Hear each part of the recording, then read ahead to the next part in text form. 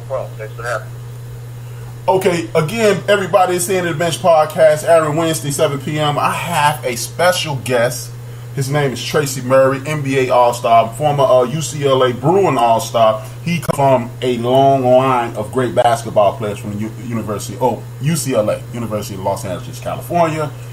He's an former NBA veteran. Now he does announcing, and I want to get to know him. As you guys know, I'm doing a series of NBA players that not necessarily the greatest players in the world, but like I've been saying for quite some time, the NBA is constructed of more than Michael Jordan, Charles Barkley, and other players. You know, those players do not win championships 5-on-1, and without players like Tracy Murray and other players like Joe Dumas and so forth and so on, those championships are not won. So, welcome to the show, Tracy Murray. Thank you, Tracy. Thanks for having me on, Brian. All right, thank you. Tracy played small forward in the NBA. He came from UCLA.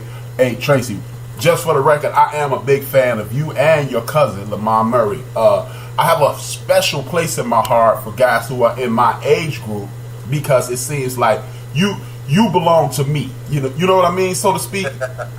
You're part of my generation.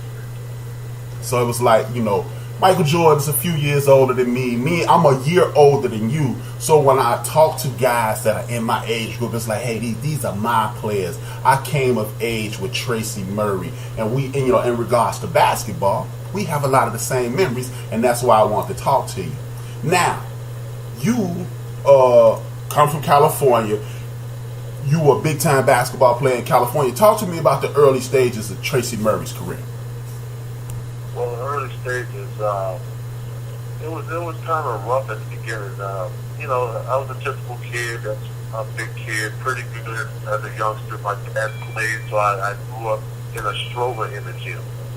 So, basketball hit me from the time I was able to walk. So, okay.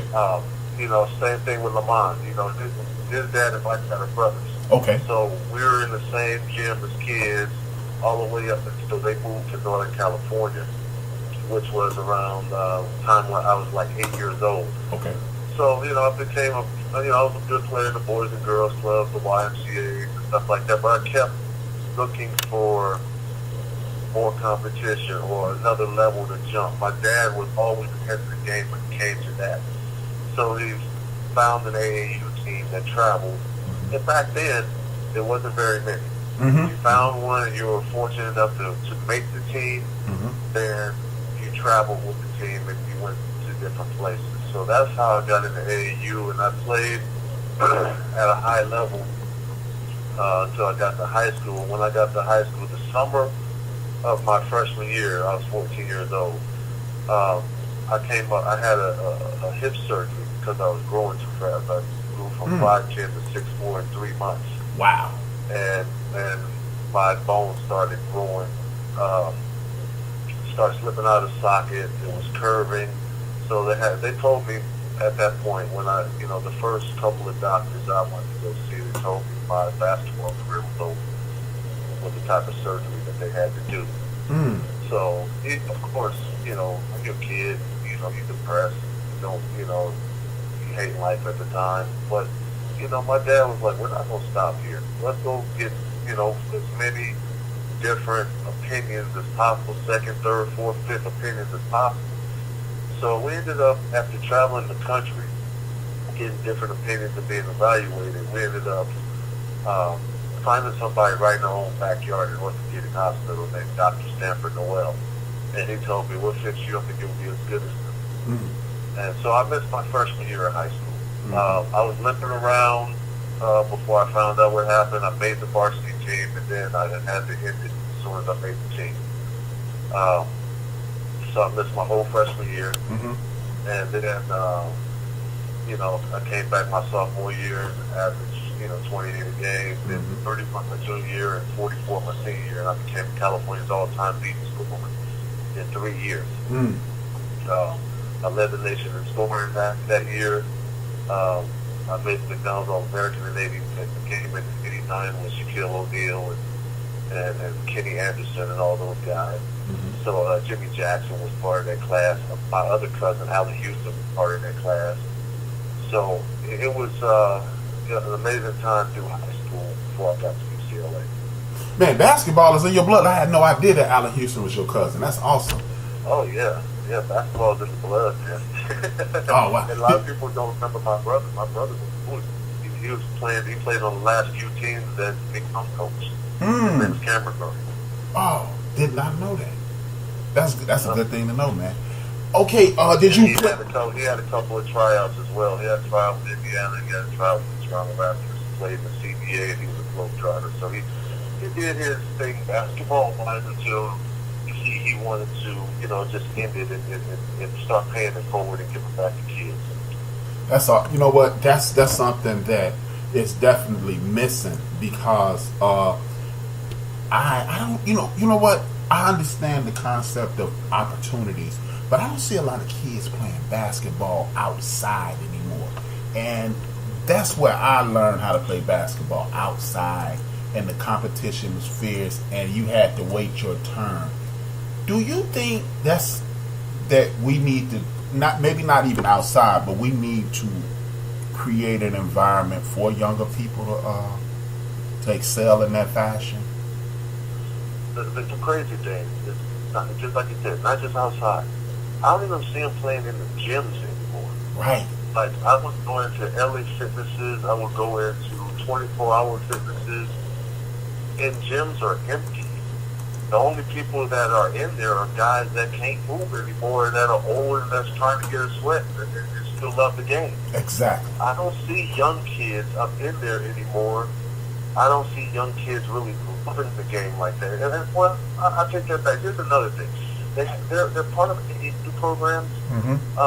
But the thing that's really killing their development is I'm not speaking bad about trainers because we train kids too. So I fit into this category. Mm-hmm. But when you train kids, they still have to get some 5-on-5 to know how to use the skills and the stuff in their bag that you've given them. Exactly. You can't just equip them with a bunch of stuff individually and then say, go play, because they don't know how to use it. They don't play enough pickup game against older, more experienced people who know how to play. When I grew up playing against my dad and them. I would get my ass kicked with my dad and them when I was a young kid. So, and then afterwards you sit around and you listen to them talk basketball, and then I'm soaking up all this knowledge from guys who are 20, 25 years older than I am. So by the time I get to high school, I was playing in an adult league at 12 years old. So by the time I get to high school, I'm a man among boys because, and those who are at that level that played with me and that were at that level and higher were men amongst boys because we played against older dudes when we were young kids. Exactly. This doesn't happen anymore. It doesn't happen. So how are these kids going to grow if they're working with a trainer and they're not playing against experienced people? They don't play 5-on-5 against people who can teach them. I totally identify with that. Like, I had Rod Strickland on the show once, and he made the statement: if you are playing in a gym and you're the best player, you're playing in the wrong gym. Exactly. And these kids aren't playing in a gym with anybody, and it's just, we're the same age. Me and you, we watch Marcus Johnson go against Dr. J. Of course. We watch Ricky Pierce. People don't want, of course, Michael Jordan never missed a shot, never missed a free throw, never fouled anybody. But we used to see Ricky Pierce give Michael Jordan everything he can handle. And Ricky Pierce gave me the business when he was older, so I know all about Pierce. Exactly. And you either very fast and can dunk, or you can shoot. And I'm like, where is the mid-range game? That's why Kobe could play into perpetuity, because I can hit a 16-foot shot too. And playing against those old guys, soaking up that information. Right. That's where that comes from, because when you can drive to the hole and pull up and hit a 16-foot shot, you can play basketball for the rest of your life. But see, I also blame the NBA for this, because they are hiring a bunch of computer geeks that are scouts or that they put in an analytics system like this is baseball. That only works in baseball. It doesn't work in basketball. You can use those analytic numbers to say, okay, if a guy is wide open, he is more efficient from this side of the court or this area of the court or this place behind the three-point line. Okay, that's where it makes sense when a guy is open. Those computer geeks don't understand that you have to account for defense and good defensive teams, good individual defenders. That's why the numbers analytically are kind of off a little bit because of the fact that you don't want to account for the defense. Now, in baseball, it's you and the pitcher. So you can account for how many times the dude can hit a curveball or what he does against a fastball or a sinker. You can't account for defense on basketball. It's a fast-moving game that has defense. So analytics work only when you're open, not when there's a defender around. You know, so they're using this analytics and they're saying that 3-point shots at a 30% better than a 2-point shot at a 40% rate. We put more points up on the board. And that only works for Golden State. That only works for Houston. That don't work for the vast majority of teams in the NBA that don't have those type of shooters on the team. And that type of team that's unselfish, that's going to move the ball and make sure somebody get an open shot. You know what I'm saying? It's like you got to be equipped with the pieces to play that type of game. And that's what, and then the NBA is very much a copycat league. So everybody said, okay, Houston Rockets is going with analytics. Let's copy Houston. But have Houston Rockets won a championship since week 195? Exactly. No. So how is the analytics working for them? They have to tighten up on the defensive end if they're going to win a championship. And they lost 2 different defenses this year with Ariza and Mbamute. So how is that going to work for them? Everybody copies this analytics thing, and it only works for one team, Golden State, because they have the personnel to execute that type of situation and play defense. And that's the greatest overlooked aspect of their game. And another thing, no one says Golden State actually plays defense. And maybe I'm being a little disrespectful. In some cases, I know they are playing defense, but in some cases, I think because most of those guys have basketball experience, they are preying on the lack of basketball acumen for the rest of the league. Because, Steph Curry comes down and hits a 3. That does not mean you shoot a 3. Because at the end of the day, if you come down and hit a 2, they are only up 1. And I think you have too many people playing Xbox 2K instead of actually playing basketball. I said it. What was that? Exactly. Yeah, exactly. I agree with you. I said a couple years ago when they lost to Cleveland. I was like, the problem is, and people on my show laughed at me.